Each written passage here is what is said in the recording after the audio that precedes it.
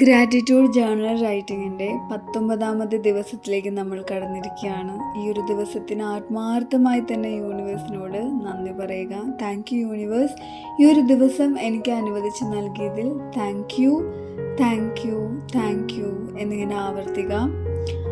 ശേഷം ഇന്ന് നമ്മൾ നന്ദി പറയാൻ പോകുന്നതും ഓർക്കാൻ പോകുന്നതും നമ്മളോട് തെറ്റ് ചെയ്തിട്ടുള്ള ആ ഒരു വ്യക്തിയെ, അല്ലെങ്കിൽ നിങ്ങളുടെ മനസ്സിൽ ഇതിപ്പോൾ കേട്ടപ്പോൾ എന്താണോ ആരാണോ വന്നത് അവരോടാണ്.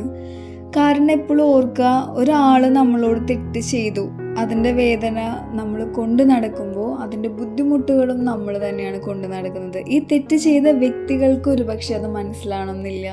അവർ അതിൽ നിന്നും വിട്ടകന്ന് വളരെ സന്തോഷത്തോടെ, അല്ലെങ്കിൽ സ്ഥിരമായി എങ്ങനെയാണോ അവർ ആ രീതി തന്നെയായിരിക്കും പോയിക്കൊണ്ടിരിക്കുന്നത്.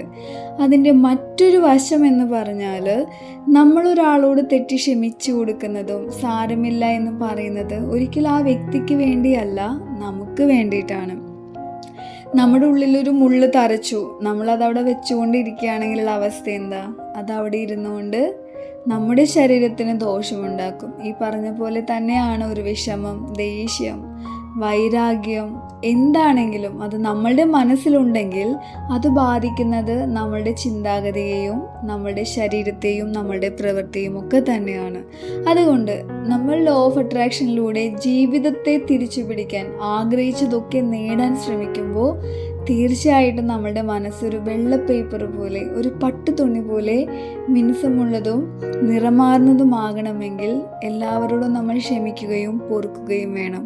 തീർച്ചയായിട്ടും ഞാനിത് പറയുമ്പോൾ നിങ്ങളുടെ മനസ്സിലെ കൈപ്പേറിയ അനുഭവങ്ങൾ നിസ്സാരവൽക്കരിക്കാൻ സാധിക്കാത്തത് തന്നെ ആയിരിക്കാം. പക്ഷേ നിങ്ങൾക്ക് വേണ്ടി, നിങ്ങളുടെ ഉയർച്ചകൾക്ക് വേണ്ടി, നിങ്ങളുടെ ധനത്തിനും ആരോഗ്യത്തിനും സന്തോഷത്തിനും സമാധാനത്തിനും വേണ്ടി ഇന്ന് നിങ്ങൾ ആ വ്യക്തിയോട് ക്ഷമിക്കാൻ പോവുകയാണ്. ഇന്ന് ആ വ്യക്തിയുടെ പേര് പറഞ്ഞ് അവരോട് നന്ദി പറയുക. താങ്ക് യു പേര് പറയുക. എനിക്കിങ്ങനെ ഒരു അനുഭവം തന്നതിൽ, ഇങ്ങനെ ഒരു തിരിച്ചറിവ് തന്നതിൽ thank you thank you thank you എന്ന് അവരോട് പറയുക.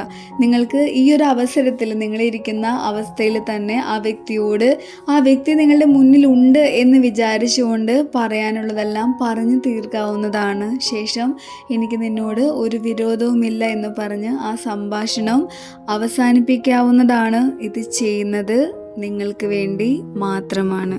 ടാസ്ക് ചെയ്യുക, മനസ്സ് ശാന്തമാകട്ടെ. വരും ദിവസങ്ങളിൽ നമ്മൾ പുതിയ തലങ്ങളിലേക്കും പുതിയ അനുഭവങ്ങളിലേക്കും കടന്നു പോകുമ്പോൾ ഈ ഒരു വേദനയോ ഈ ഒരു വികാരമോ നമുക്ക് തടസ്സമാകാതിരിക്കട്ടെ.